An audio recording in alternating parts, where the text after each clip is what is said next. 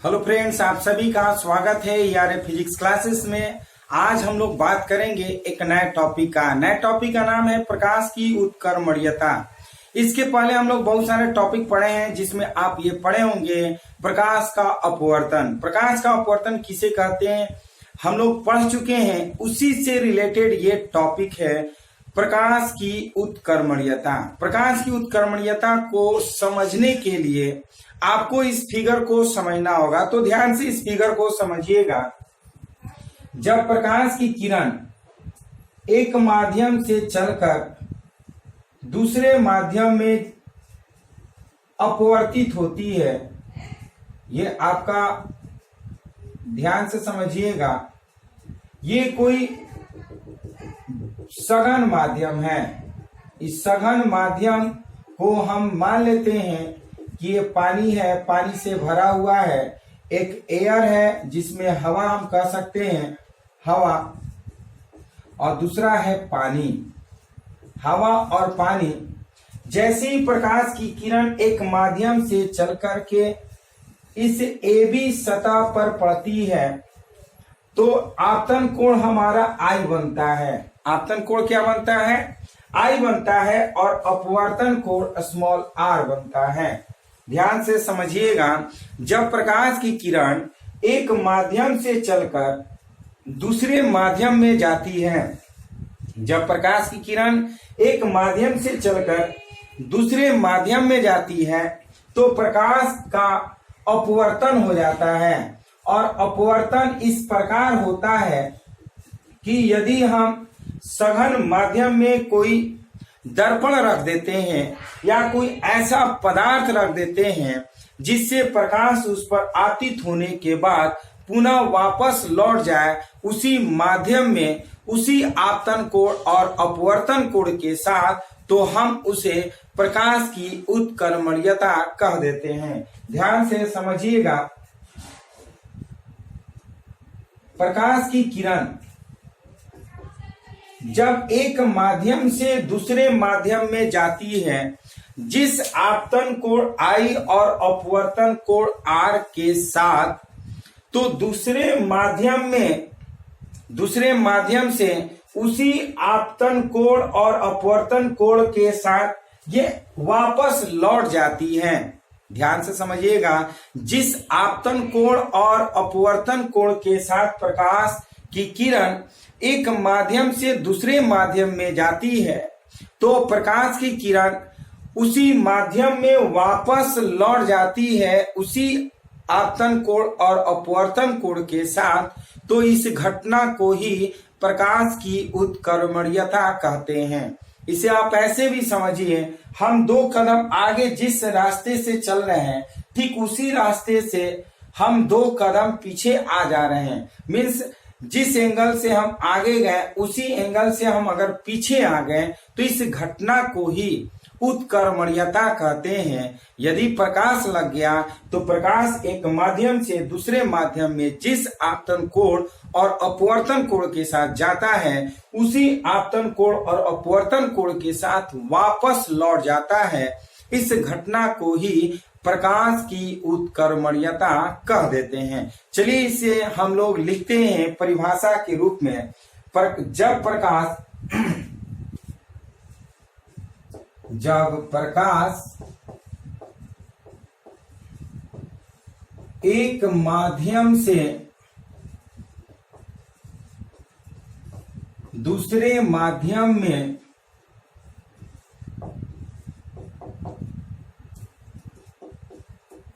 जिस आपतन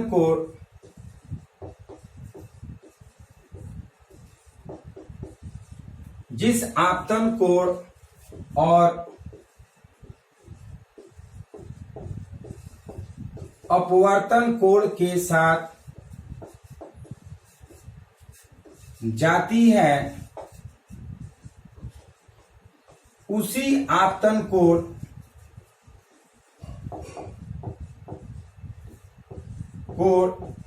और अपवर्तन कोण, उसी आपतन कोण और अपवर्तन कोण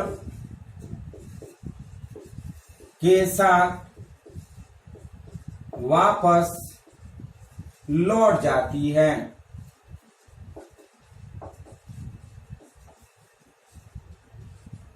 इस घटना को प्रकाश की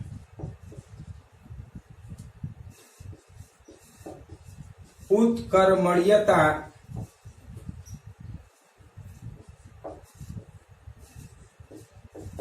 कहते हैं।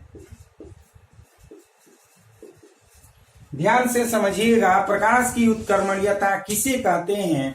जब प्रकाश की किरण एक माध्यम से चलकर दूसरे माध्यम में जाती है, जिस आपतन कोण और अपवर्तन कोण के साथ, ठीक उसी आपतन कोण और अपवर्तन कोण के साथ वापस पहले माध्यम में लौट जाती है। इस प्रक्रिया को ही, इस घटना को ही प्रकाश की उत्कर्मण्यता का सिद्धांत कहते हैं। इसे एक बार फिर से समझिएगा। जब प्रकाश हवा से पानी में जाता है, जिस आपतन कोण I और अपवर्तन कोण R के साथ, ठीक पानी में रखे कोई वस्तु से टकरा करके पुनः उसी माध्यम में उसी आपतन कोण और अपवर्तन कोण के साथ वापस लौट जाती है, इस क्रिया को ही हम प्रकाश की उत्कर्मण्यता का सिद्धांत कहते हैं। चलिए इसे हम लोग डिटेल में समझते हैं। मान लिया कि ये एयर है और ये है वाटर। ये एयर और ये वाटर मतलब हवा से पानी में प्रकाश की किरण जाती है। तो हम लिखते क्या है, जब प्रकाश एक माध्यम से, जब प्रकाश एक माध्यम से, एक माध्यम का मतलब क्या हुआ? मान लिया कि वो माध्यम जो है हवा है, हवा को ए से डिनोट किए हैं। ए का मतलब एयर समझिएगा, ए का मतलब आप हवा समझिएगा, मतलब एयर एक माध्यम से दूसरे माध्यम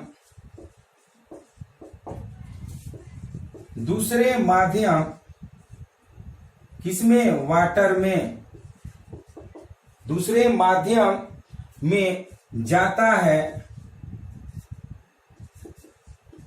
जाता है तो अपवर्तनांक क्या होगा बताइए कमेंट बॉक्स में आप लोग। जब हवा से पानी में प्रकाश की किरण जाती है तो उस स्थिति में अपवर्तनांक का मान क्या होगा? आप लोग कमेंट बॉक्स में बताइए। हम लोग लिखेंगे क्या? ANG is equal to sine I बटे में साइन R। क्या लिखेंगे? साइन I बटे में साइन R। इसको इक्वेशन 1 करते हैं। ध्यान से समझिएगा, जब प्रकाश की किरण हवा से पानी में जाता है, इसको हम पानी करते हैं। कहा जाता है? हवा से पानी में जाता है, एयर टू वाटर। तो इसका अपवर्तनांक का मान जो होगा वो sine I by sine R। Sine I जो है ये आपतन कोण है, साइन R जो है अपवर्तन कोण है। हम लोग पढ़ चुके हैं अपवर्तन के नियम में कि ये जो नियम होता है इसे हम स्नेल्स लॉ बोलते हैं। ANW या N is equal to sine I by sine R कह देते हैं। A का मतलब हवा और W का मतलब वाटर, मतलब पानी। तो इसको हम लोग पढ़ते क्या है, कैसे हैं? हवा के सापेक्ष पानी का अपवर्तनांक। क्या पढ़ते हैं? हवा के सापेक्ष पानी का अपवर्तनांक बराबर sine I by sine R। जब यही प्रकाश जो है लौट करके पानी से कहा जाती है? हवा में जाती है। तो हम लिखेंगे क्या? जब प्रकाश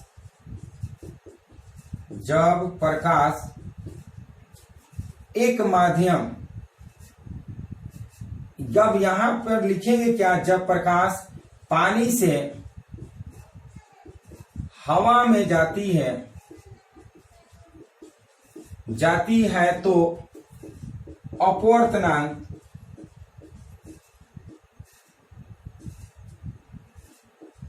अपवर्तनांक क्या होगा बताइए कमेंट बॉक्स में।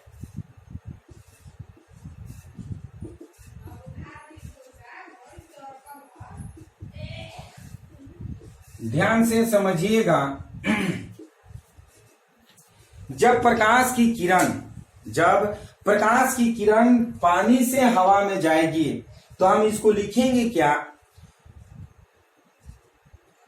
पानी के सापेक्ष हवा का अपवर्तनांक, पानी के सापेक्ष हवा का अपवर्तनांक is equal to sine R बटे में साइन आई। जैसे ये हम लोग पढ़े हैं ए एन डब्ल्यू, हवा के सापेक्ष पानी का अपवर्तनांक sine I by sine R. तो हम इसमें क्या करते हैं, इसके उल्टा, क्योंकि पानी से हवा में जा रहा है तो हम लिखेंगे डब्ल्यू एन ए। डब्ल्यू का मतलब पानी, यानी कि पानी के सापेक्ष हवा का अपवर्तनांक साइन आर बटे में साइन आई। इसे हम इक्वेशन 2 कर देते हैं और समीकरण 1 तथा 2 को गुणा करने पर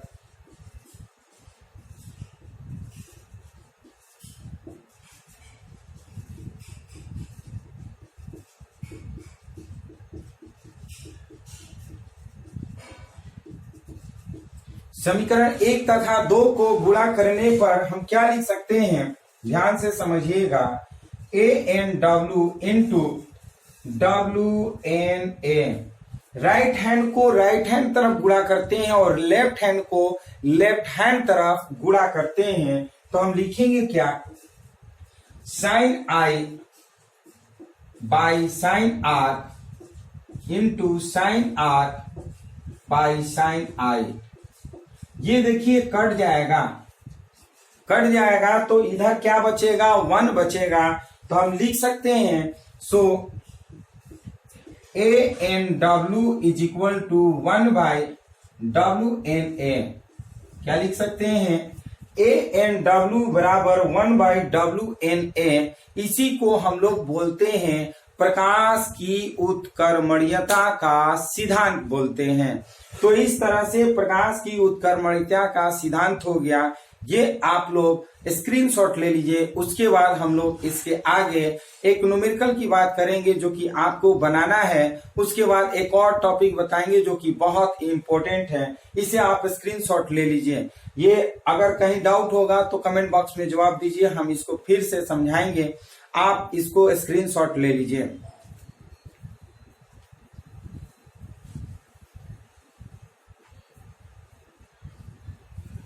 चलिए, स्क्रीनशॉट ले चुके होंगे तो फिर से एक बार ध्यान से समझ लीजिए। हम लोग उत्कर्मणीयता किसे कहते हैं, जब प्रकाश एक माध्यम से दूसरे माध्यम में जाती है। जब प्रकाश एक माध्यम से दूसरे माध्यम में जाती है, जिस आपतन कोण और अपवर्तन कोण के साथ, ठीक उसी आपतन कोण और अपवर्तन कोण के साथ वापस उसी माध्यम में लौट जाती है, तो इस प्रक्रिया को हम प्रकाश की उत्कर्मणीयता कह देते हैं। अब इसको थ्योरी के माध्यम से समझिएगा। जब प्रकाश हवा से पानी में जाता है तो हम इसका अपवर्तनांक लिख सकते हैं A N W is equal to sine I बटे में साइन आर। इसको इक्वेशन 1 कर सकते हैं, क्योंकि इसके पहले हम लोग स्नेल्स लॉ पढ़ चुके हैं। तो इसको लिखेंगे A N W is equal to sine I by sine R. का मतलब होता है कि हवा के सापेक्ष पानी का अपवर्तनांक, हवा के सापेक्ष पानी का अपवर्तनांक, यानी कि यहाँ पे समझिए हवा से पानी में जा रहा है, इसलिए A N W is equal to sine I by sine R लिखें। इसको इक्वेशन 1 करते हैं। फिर सेकेंड केस में देख रहे हैं कि जब प्रकाश पानी से हवा में जाता है तो उस स्थिति में अपवर्तनांक हम लिखे हैं डब्ल्यू एन ए। डब्ल्यू का मतलब पानी से हवा में जा रहा है, तो एंगल आर से आई बन रहा है, तो सो लिख सकते हैं साइन आर बटे में साइन आई। इसको इक्वेशन 2 करते हैं और दोनों इक्वेशन को हम क्या करते हैं, गुणा करते हैं। राइट को राइट और लेफ्ट को लेफ्ट तरफ, तो गुणा कर दिए तो इधर कट गया, 1 बचेगा। इसलिए A N W is equal to हम लिख सकते हैं 1 बाई डब्ल्यू एन ए। तो इस तरह से इस इक्वेशन को ही हम बोलते हैं प्रकाश की उत्कर्मणीयता। चलिए, एक क्वेश्चन आपको बता रहे हैं, आप जवाब दीजिएगा। यदि पानी का वायु के सापेक्ष अपवर्तनांक, ध्यान से समझिएगा, यदि पानी के सापेक्ष वायु का अपवर्तनांक 4/3 है, 4/3 है, तो वायु का पानी के सापेक्ष अपवर्तनांक बताइए। वायु का पानी के सापेक्ष अपवर्तनांक बताइए। आप लोग कमेंट बॉक्स में कमेंट करिए, देखते हैं कि कितने बच्चे कमेंट कर रहे हैं, सही सही जवाब दे रहे हैं। कमेंट करिए।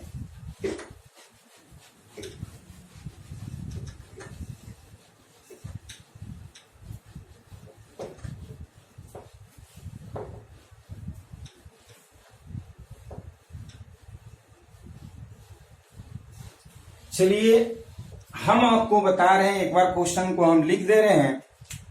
यदि पानी का क्वेश्चन, यदि पानी का वायु के सापेक्ष, पानी का वायु के सापेक्ष अपवर्तनांक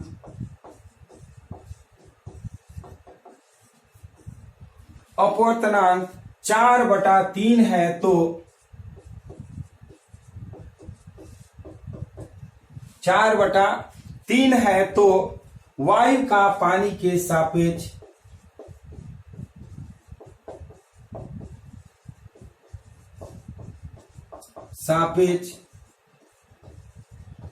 अपवर्तनांक बताइए।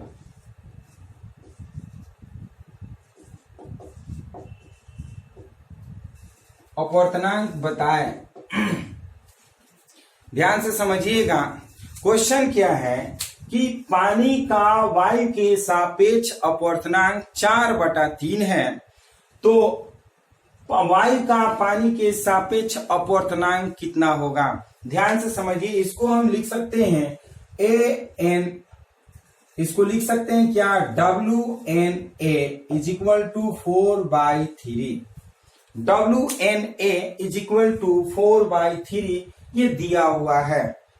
तो ये इसको पढ़ते क्या है, पानी के सापेक्ष वायु का अपवर्तनांक 4/3 है। क्या पढ़ते हैं, पानी के सापेक्ष वायु का अपवर्तनांक 4/3 है। तो कह रहा है क्या, वायु के सापेक्ष AN W का मान ज्ञात करने के लिए कह रहा है। यानी कि हवा के सापेक्ष पानी का अपवर्तनांक ज्ञात कीजिए। हवा के सापेक्ष पानी का अपवर्तनांक ज्ञात कीजिए। तो अभी हम लोग पढ़े हैं क्या, चूंकि ANW is equal to 1/WNA, यही हम लोग अभी क्वेश्चन पढ़े हैं।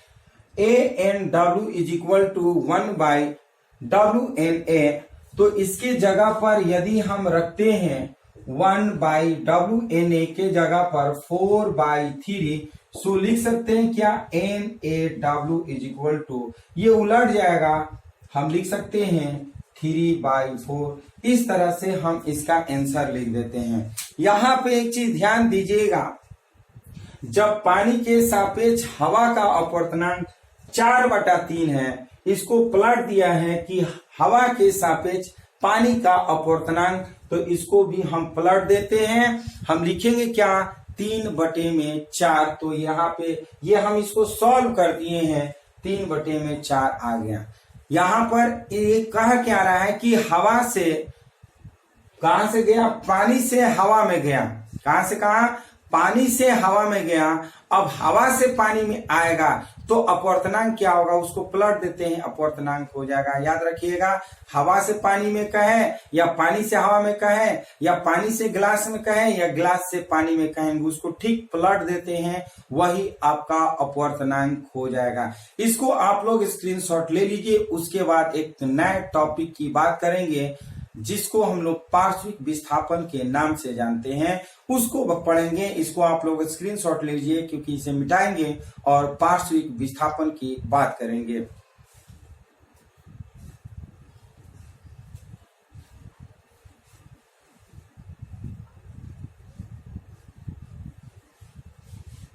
चलिए स्क्रीनशॉट ले चुके हैं, तो अब हम लोग बात करेंगे एक नया टॉपिक जिसका नाम है पार्श्विक विस्थापन। क्या नाम है, पार्श्विक विस्थापन किसे कहते हैं, उसके बारे में हम लोग जानेंगे। चलिए पार्श्विक विस्थापन की बात करते हैं। पार्श्विक विस्थापन,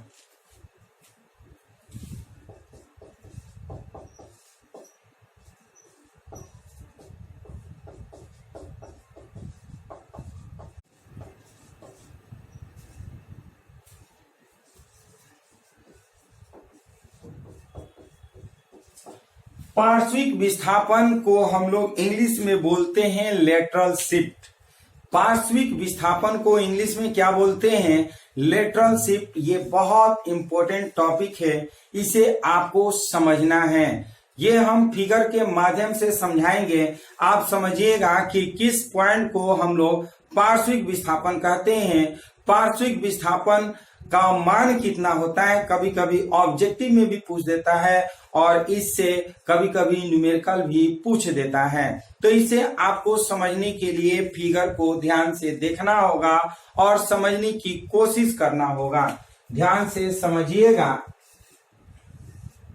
जब प्रकाश की किरण एक माध्यम से चल करके दूसरे माध्यम में आपतित होती है, जब प्रकाश की किरण एक माध्यम से दूसरे माध्यम में आपतित होती है, मान लिया कि ये जो माध्यम है एयर से कहाँ गया? ग्लास में आया। कहाँ से गया? हवा से शीशा में गया। हवा से शीशा में गया और ये आपतन कोण जो बना रहा है वो आई बना रहा है। इसको हम नाम दे रहे हैं ओ पॉइंट। क्या? O point. तो आपको मालूम होना चाहिए, जैसी कोई भी प्रकाश की किरण हवा से जब किसी अन्य माध्यम में जाता है तो उसका प्रकाश का अपवर्तन होता है। अपवर्तन का मतलब कि जो प्रकाश जो सीधे जाती है वो नॉर्मल की तरफ दूसरे माध्यम में मुड़ जाती है। तो ये सीधे ना जाकर ये नॉर्मल की तरफ मुड़ जाती है। कहाँ मुड़ जाती है? ये नॉर्मल की तरफ मुड़ जाती है और ये आपतन कोण आई, ये अपवर्तन कोण, हम इस अपवर्तन कोण को स्मॉल r से डिनोट करते हैं। ये इस अपवर्तन कोण को क्या चीज से डिनोट करते हैं?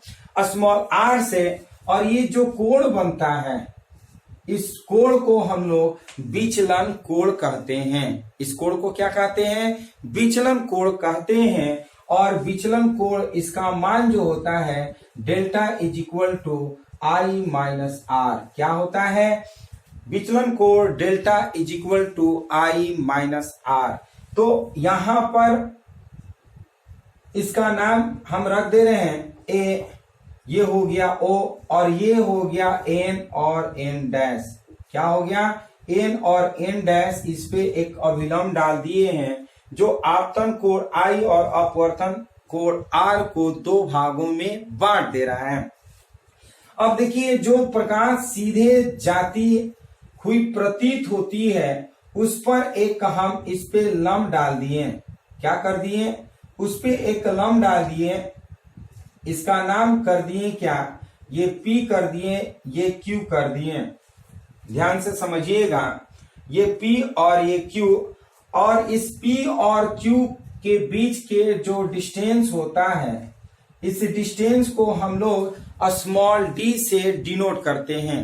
ध्यान से समझिएगा, ये प्रकाश की किरण सीधे जाती हुई प्रतीत होती है और दूसरा प्रकाश की किरण नॉर्मल की तरह अभिलंब की ओर मुड़ जाती है। तो जब हम P पॉइंट से Q पॉइंट पर हम अभिलंब डालते हैं और दोनों के बीच की दूरी हम स्मॉल d देते हैं, तो इस स्मॉल d यानी कि इस P और Q की दूरी को ही हम लेटरल शिफ्ट कहते हैं, अर्थात पार्श्विक विस्थापन कहते हैं।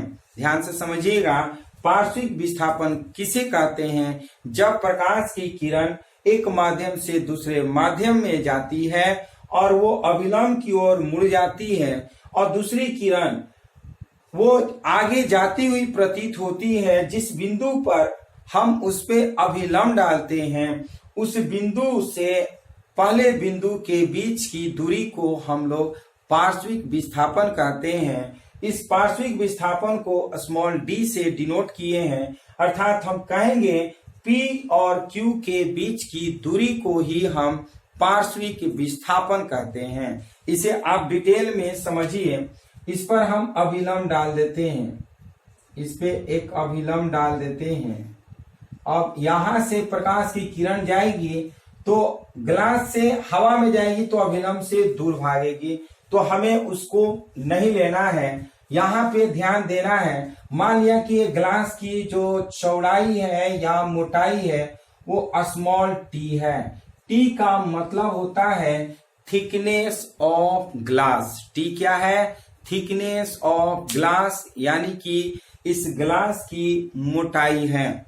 अब हमें निकालना है कि डी का मान कितना होता है, अर्थात पार्श्विक विस्थापन का मान कितना होगा। तो थ्योरी के माध्यम से आप समझिएगा, समकोण त्रिभुज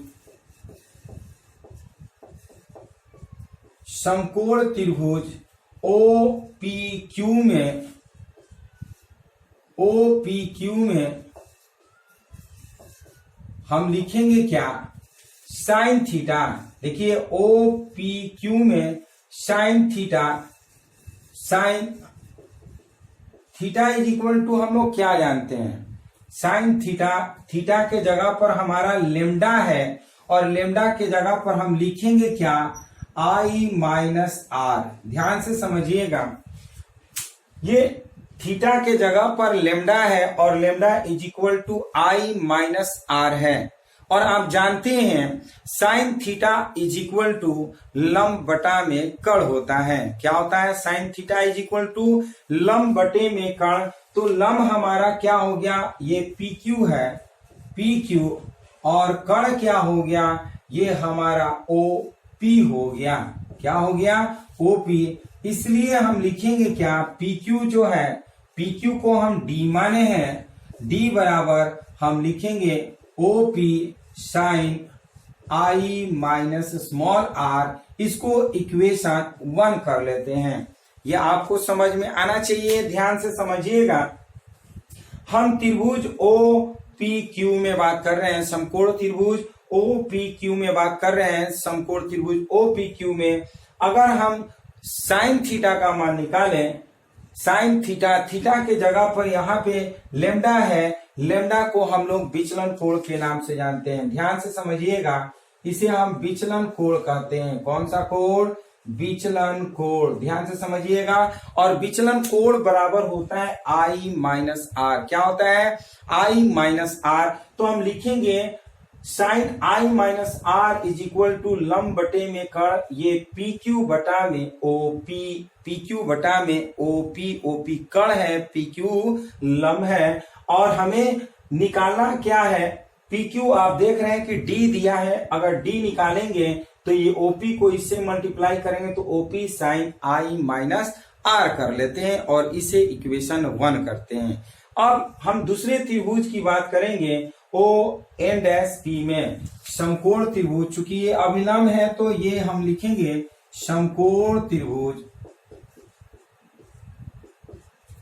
ON'P में।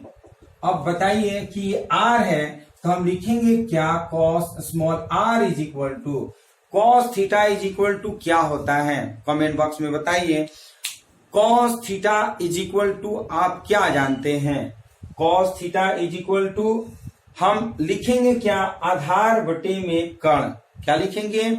आधार बटे में कण। तो आधार हमारा OP हो जाएगा। आधार क्या होगा? ON dash.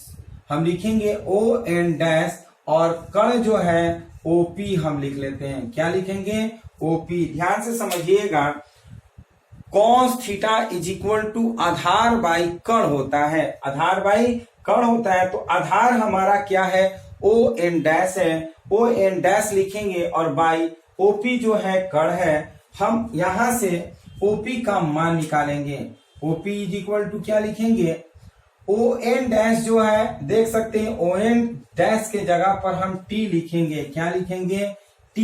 और OP यहाँ पे आ गया, हम लिखेंगे कॉस स्मॉल r, और इसको इक्वेशन 2 करते हैं और यहाँ पे लिखेंगे ON dash is equal to small t। ध्यान से समझिएगा, ON डैश जो है इसके T के पैरेलल है। हम T इसका मान लिख लेते हैं, क्योंकि इसकी जो चौड़ाई या मोटाई कहिए वो स्मॉल t है। तो हम लिख लेते हैं T, और समीकरण 1 से लिखते हैं क्या? समीकरण 1 से लिखेंगे क्या? D is equal to OP के जगह पर T by cos small r, और लिखेंगे sine I minus small R. ध्यान से समझिएगा, d is equal to T by cos R into sine I minus R. इसको इक्वेशन हम लोग 3 कर लेते हैं। क्या कर लेते हैं? 3 इक्वेशन कर लेते हैं। और आप जानते हैं चूंकि आपतन कोण और अपवर्तन कोण का मान छोटा होता है तो हमारा विचलन कोण का मान भी छोटा होगा। यहां पर लिखेंगे चूंकि आपतन कोण और अपवर्तन कोण, क्या लिखेंगे? आपतन कोण और अपवर्तन कोण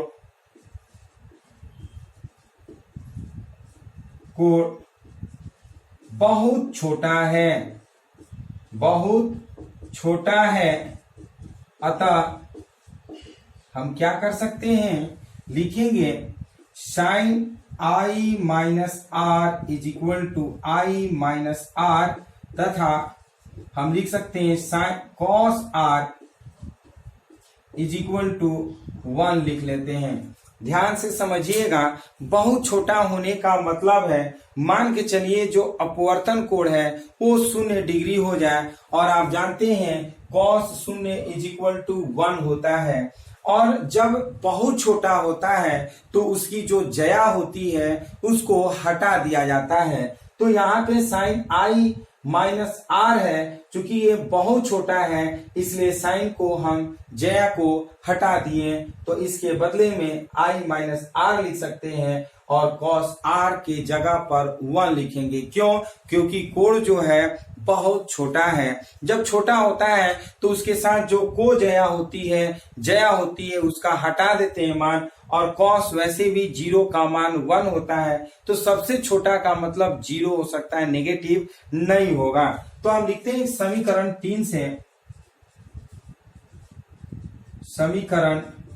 3 से क्या लिखेंगे? d is equal to T और साइन ये लिखेंगे I minus small R by 1, या फिर लिखेंगे d is equal to T into I minus small R. ध्यान से समझिएगा, ये जो है d क्या हो गया? पार्श्विक विस्थापन। क्या हो गया? पार्श्विक विस्थापन। इसको हम दूसरे फॉर्मूले के रूप में भी जानेंगे। स्नेल के नियम से आप जानते हैं, स्नेल के नियम से क्या लिखेंगे? Sine I by sine R is equal to N. यही ना जानते हैं, sine I by sine R is equal to N. चूंकि कोण बहुत छोटा है,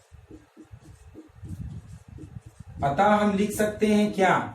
कोण बहुत छोटा है तो हम लिख सकते हैं ये I by R is equal to N. क्या लिख सकते हैं? आई आपको शायद नीचे दिखाई नहीं दे रहा है, तो हम क्या करेंगे? इसको हम मिटा करके ऊपर लिखेंगे। क्या लिखेंगे? ऊपर। तो आप क्या करिए, इसे स्क्रीनशॉट ले लीजिए, उसके बाद थोड़ा सा स्टेप बाकी है, हम इसको ऊपर बनाएंगे, तो आप इसे स्क्रीनशॉट ले लीजिए, उसके बाद हम लोग लिखेंगे ऊपर।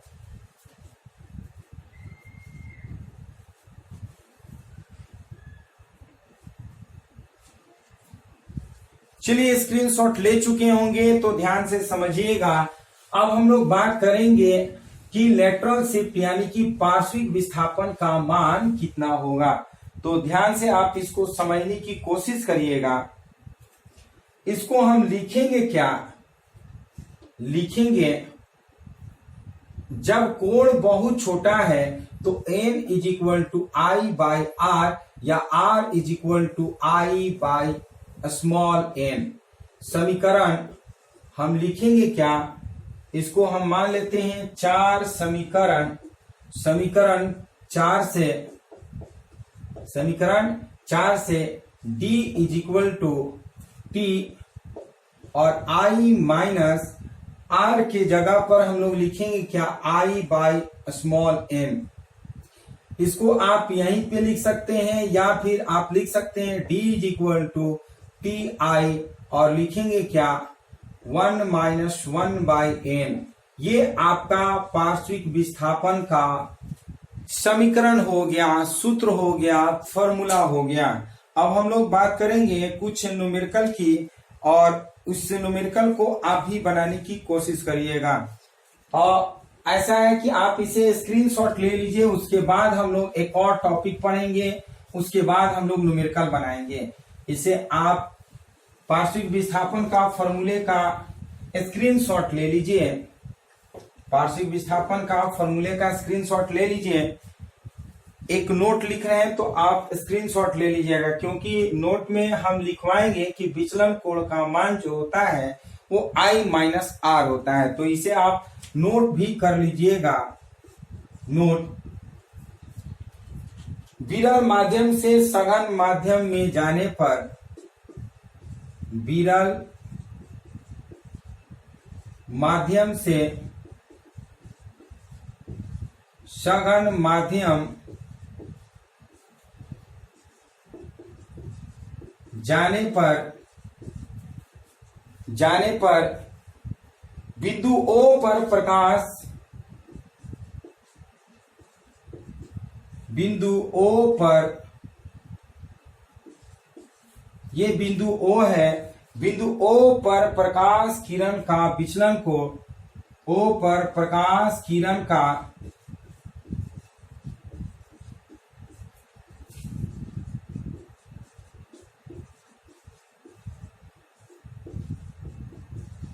विचलन को delta is equal to I minus R होता है। याद रखिएगा, विचलन को delta is equal to I minus R होता है। इसे आप याद रखिएगा। एक थ्योरी हम और बताने जा रहे हैं, जिसमें प्रकाश जो होगा ये बहुत सारे माध्यमों से होकर के गुजरता है। यानी कि जब हवा से पानी में जाएगा, पानी से हवा में जाएगा, या पानी से कांच में जाएगा और कांच से हवा में जाएगा, उस स्थिति में प्रकाश का अपवर्तन कितना होगा, सूत्र क्या होगा, उस सूत्र के बारे में हम लोग जानेंगे। तो इसे आप स्क्रीनशॉट ले लीजिए, उसके बाद हम लोग पढ़ेंगे एक नया थ्योरी का।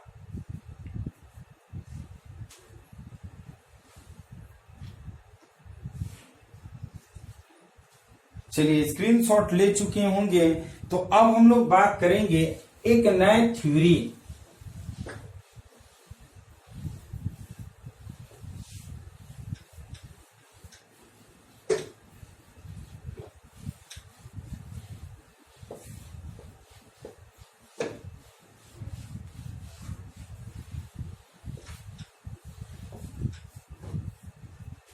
परस्पर समानांतर पार्श्व वाले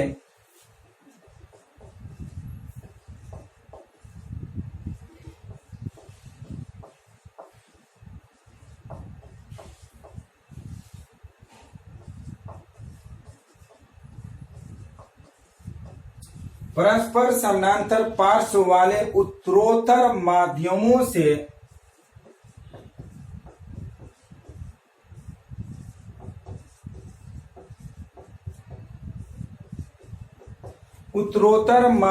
से प्रकाश का अपवर्तन, प्रकाश का अपवर्तन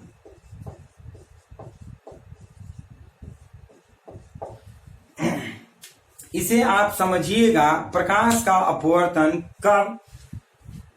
परस्पर समानांतर पार्श्व वाले उत्तरोत्तर माध्यमों से प्रकाश का अपवर्तन। इसका मतलब यह हुआ कि जब बहुत सारे माध्यम हो, सपोज दैट हवा, उसके बाद जल, उसके बाद कांच, उसके बाद फिर हवा, तो इतने सारे माध्यमों से जब प्रकाश गुजरता है तो उसका अपवर्तन कितना होगा, उस अपवर्तन का सूत्र के बारे में चर्चा करेंगे। तो उसको समझने के लिए क्या करिए, हम फिगर बनाने जा रहे हैं, फिगर को ध्यान से समझना होगा। फिगर समझ में आ गया तो समझिए, जो थ्योरी हम सॉल्व करेंगे उस फिगर के माध्यम से, वो थ्योरी भी आपको पूरी तरह से समझ में आ जाएगा। इसलिए एक एक स्टेप हम फिगर बनाते जाएंगे, उस फिगर को आप लोग को ध्यान से देखना होगा, समझना होगा। तो चलिए हम लोग फिगर की बात करते हैं। फिगर को आप लोग ध्यान से देखिए और समझने की कोशिश करिए। ध्यान से इसको समझने की कोशिश करिएगा। ये प्रकाश की किरण जो है ये पहले माध्यम से चल करके दूसरे माध्यम में प्रवेश करती है। पहले माध्यम में से चल करके दूसरे माध्यम में प्रवेश करती है, फिर दूसरे माध्यम में ये जाती है, तो दूसरे माध्यम से तीसरे माध्यम में ये प्रवेश करती है और तीसरे माध्यम में प्रवेश करने के बाद यह पुनः चौथे माध्यम में चली जाती है। ध्यान से समझिएगा, ये प्रकाश की किरण जो है एक माध्यम मान लेते हैं, इसका माध्यम एक है, ये दो माध्यम है, ये तीन माध्यम है और ये चार माध्यम है। ध्यान से समझिएगा, माध्यम कितना हो गया? चार, और चारों जो है एक दूसरे के उत्तरोत्तर परस्पर समानांतर हैं। तो हमें निकालना क्या है? अपवर्तन का सूत्र। ध्यान से समझिए, जब प्रकाश की किरण एयर से वाटर में जाती है, एयर से वाटर में जाती है, फिर वाटर से ग्लास में जाती है और ग्लास से पुनः हमारा जो माध्यम है वो हवा में चली जाती है। उस कंडीशन में ये जो आपतन कोण I बन रहा है, अपवर्तन कोण R1 बनेगा। ये आपतन कोण इसके लिए R1 होगा और ये अपवर्तन कोण R2 होगा और ये आपतन कोण R2 होगा और ये आपतन कोण I बनेगा। ध्यान से समझिएगा, कोण कैसे कैसे हम डिनोट किए हैं। ये वाटर है, आपतन कोण बना। ध्यान से समझिएगा, ये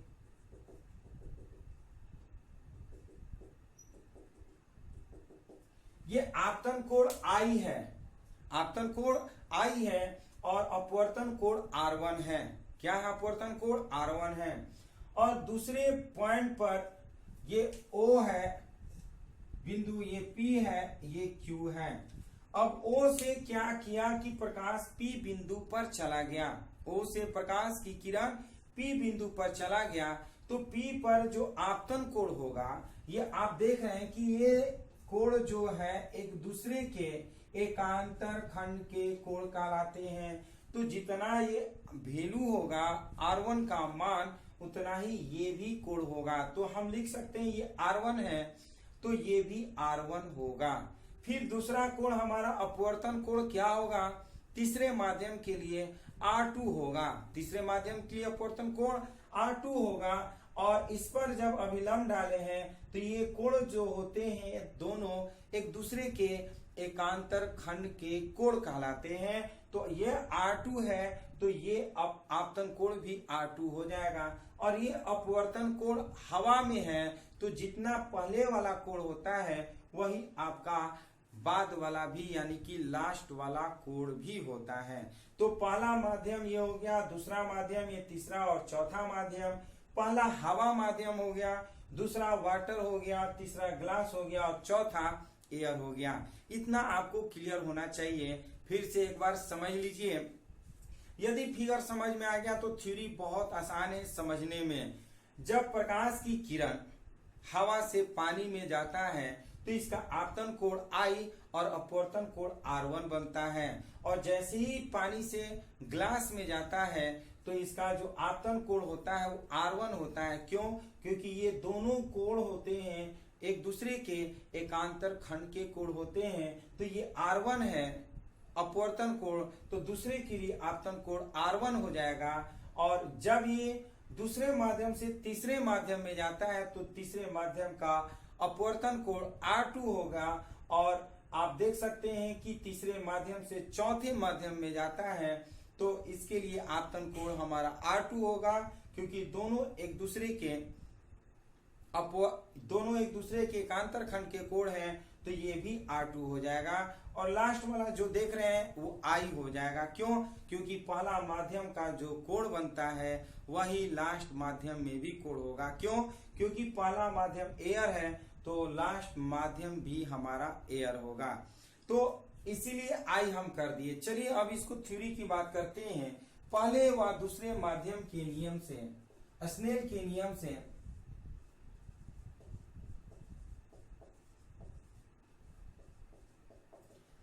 पहले और दूसरे माध्यम के लिए अपवर्तनांक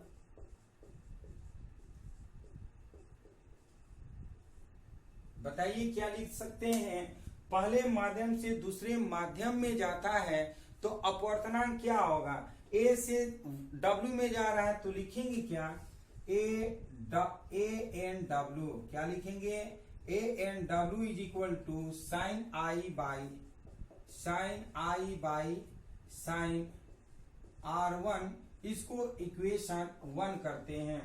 कहां से कहां गया, हवा से पानी में गया तो air to water, A N W, यानी कि वायु के सापेक्ष पानी का अपवर्तनांक बराबर sign I by sine R1। इसको इक्वेशन 1 करते हैं। ठीक इसी तरह से हम दूसरे से तीसरे माध्यम की बात करते हैं तो लिखेंगे दूसरे और तीसरे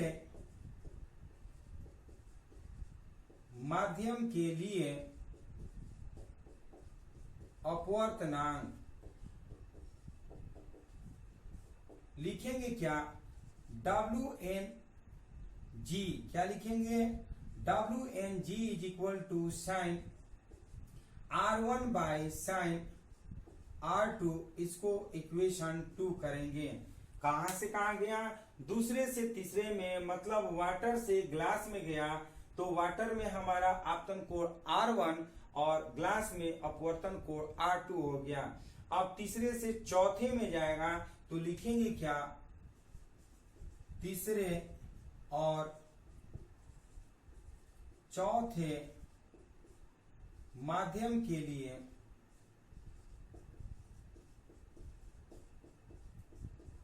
अपवर्तनांक लिख सकते हैं क्या, GNA is equal to sine R2 by sine I। इसको इक्वेशन 3 करते हैं। हम क्या किए हैं, प्रकाश जो है वो ग्लास से कहा गया तो हवा में गया, कहा गया, ग्लास से हवा में गया तो हम लिख सकते हैं GNA is equal to glass में जो आपतन कोण R2 है तो लिखेंगे साइन R2 और अपवर्तन कोण I बन रहा है तो हम लिखेंगे साइन I। अब सभी इक्वेशन को एक साथ गुणा करने पर सभी इक्वेशन को हम लिखते हैं समीकरण 1, 2 तथा समीकरण 3 को गुणा करने पर तो गुणा कैसे करते हैं, राइट को राइट हैंड तरफ और लेफ्ट को लेफ्ट हैंड तरफ। तो ध्यान से समझिएगा, इसको गुणा करते हैं, A N W into WNG into GNA is equal to sine I by sine R1 into sine R1 by sine R2 into sine R2 by sine I। दिखाई तो दे ही रहा है, चलिए यहां तक दिखाई दे रहा है, कोई बात नहीं। इसके बाद ऊपर लिखेंगे R1 कट गया, R2 कट गया, साइन I कट गया, बराबर क्या हो गया, 1 हो गया। मतलब A N W is equal to ANW गुणे WNG गुणे GNA, इसका मान क्या हमारा मिल गया, 1 मिल गया। तो इसी को हम लोग क्या कहते हैं, परस्पर समानांतर पार्श्व वाले उत्तरोत्तर माध्यमों में प्रकाश का अपवर्तन। तो इसके नीचे हम नहीं लिख सकते हैं, इसको आप स्क्रीनशॉट ले लीजिए। उसके बाद हम लोग इसके आगे की बात करेंगे। तो एक न्यूमेरिकल भी हम लोग इस पे बनाएंगे, आप लोग इसे स्क्रीनशॉट ले लीजिए।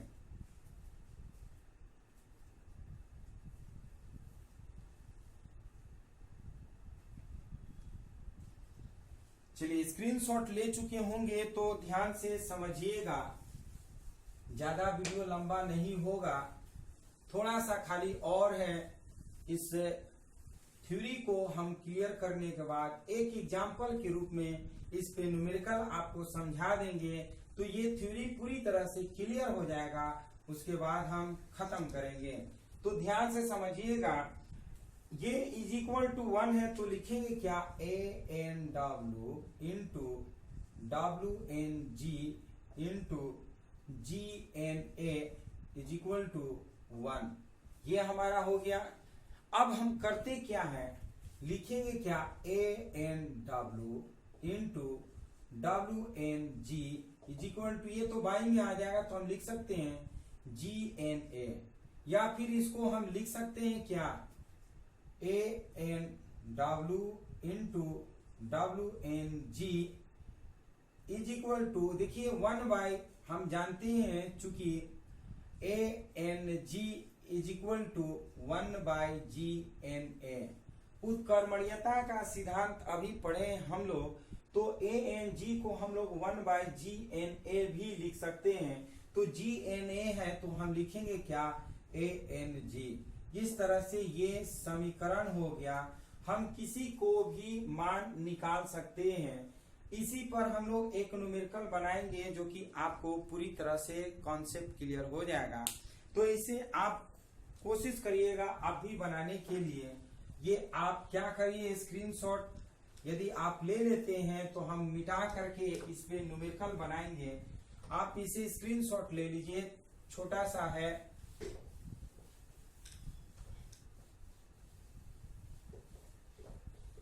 इसे आप लोग स्क्रीनशॉट लेना चाहते हैं तो बोलिए, हम क्वेश्चन लिखते हैं। हम सोच रहे हैं इसे आप स्क्रीनशॉट ले लीजिए, उसके बाद हम क्वेश्चन लिख करके इसी थ्योरी पर एक न्यूमेरिकल बताएंगे। तो स्क्रीनशॉट ले लीजिए आप लोग।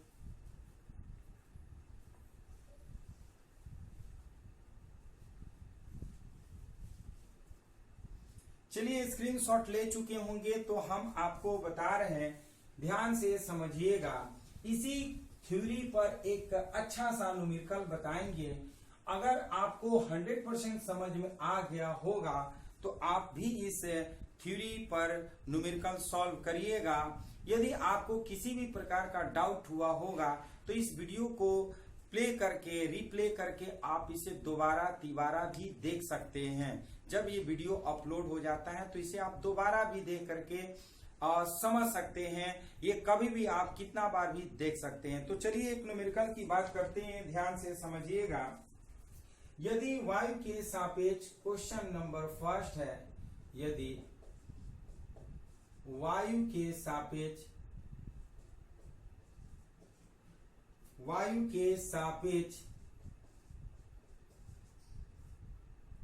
कांच का अपवर्तनांक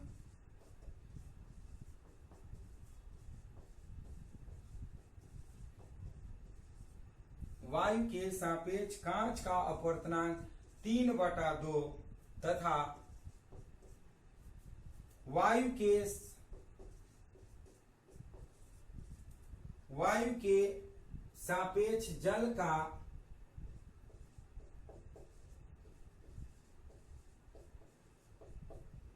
का अपवर्तनांक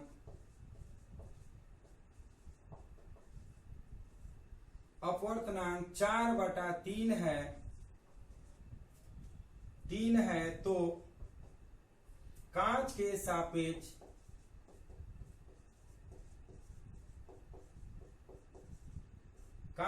सापेक्ष जल का अपवर्तनांक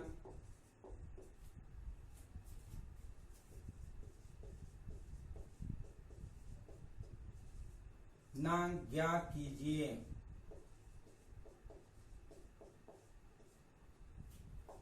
फिर कह रहा है क्या, कांच तथा जल में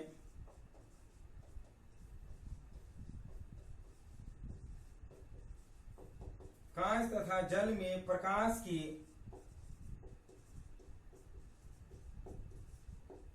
चालों का अनुपात भी ज्ञात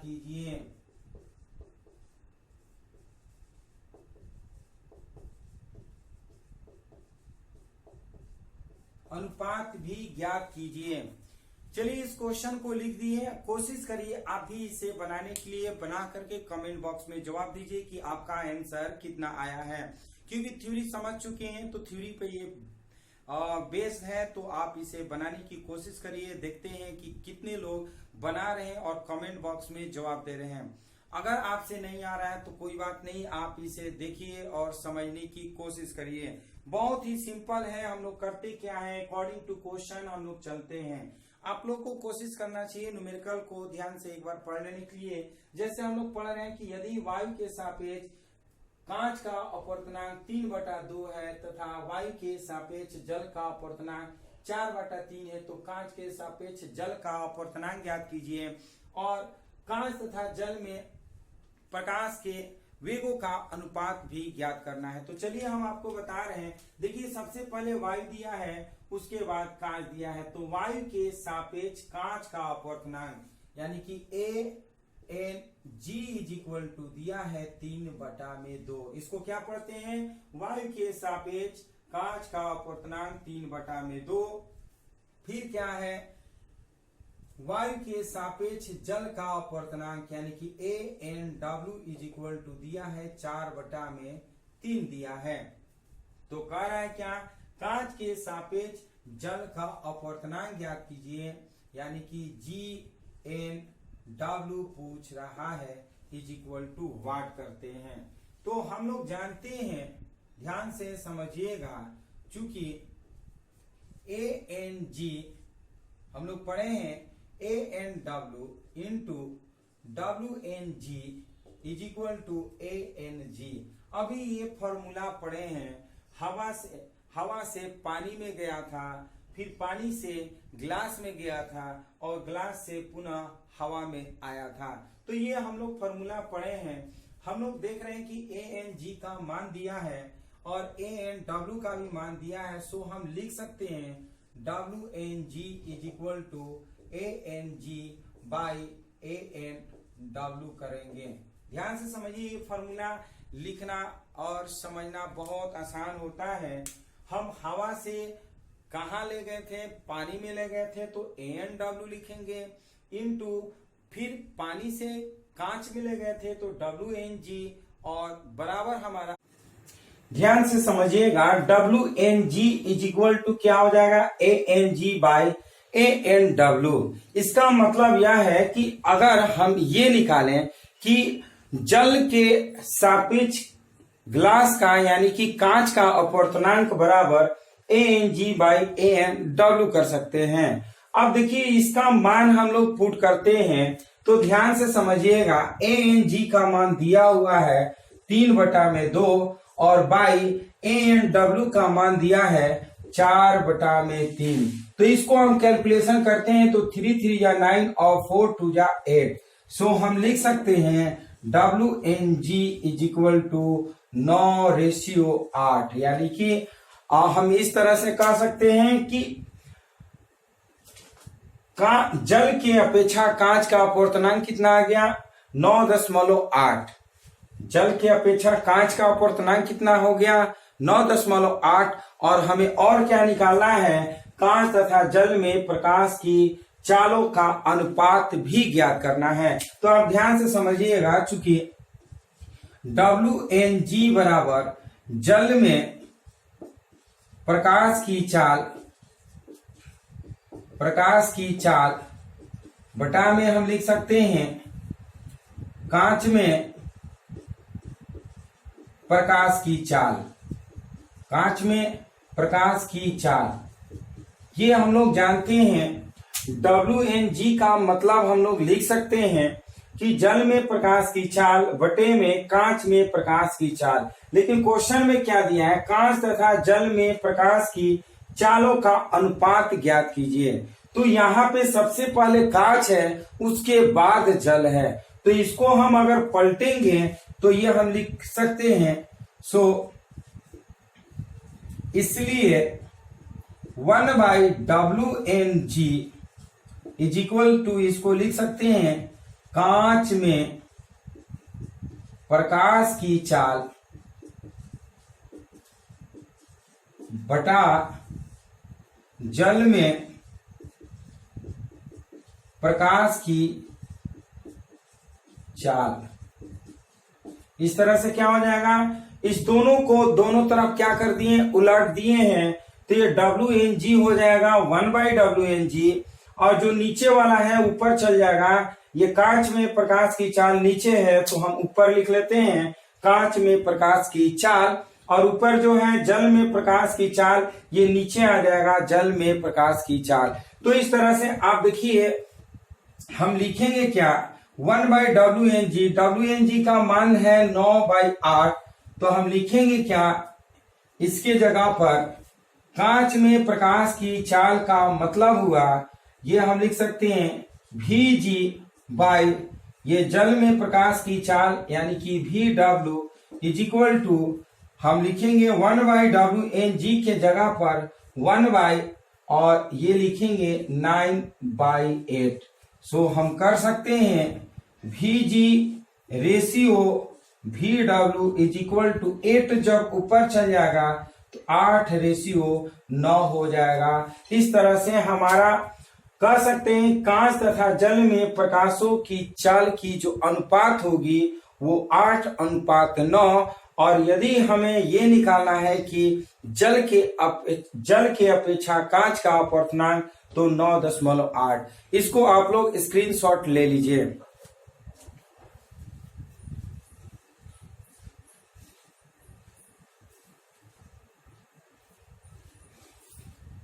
चलिए स्क्रीनशॉट ले चुके होंगे, तो इस तरह से ये टॉपिक यहीं पे समाप्त होता है। तो इस तरह से हम लोग इस वीडियो में पढ़ लिए कि प्रकाश की उत्कर्मणीयता क्या होता है, प्रकाश का लेटरल शिफ्ट क्या होता है, मीन्स पार्श्विक विस्थापन क्या होता है, उसका थ्योरी पढ़े हैं, और हम लोग समानांतर बहुत सारे माध्यमों में प्रकाश का अपवर्तनांक कब कितना होगा उसके बारे में पढ़े, और उससे रिलेटेड जो न्यूमेरिकल था वो न्यूमेरिकल को हम लोग सॉल्व किए। तो इस तरह से ये वीडियो यहीं पे समाप्त होता है। तो ये वीडियो आपको कैसा लगा, यदि ये वीडियो पसंद है तो इस वीडियो को लाइक शेयर कमेंट जरूर करिए, और इसी तरह से लाइव क्लास में आप जुड़े रहिए। और यदि आप इस चैनल के लिए नए व्यूअर हैं तो इस चैनल को जरूर सब्सक्राइब करिए। तो फिर इसी तरह से हम लोग नए टॉपिक के साथ नए वीडियो में मिलते हैं, तब तक के लिए धन्यवाद।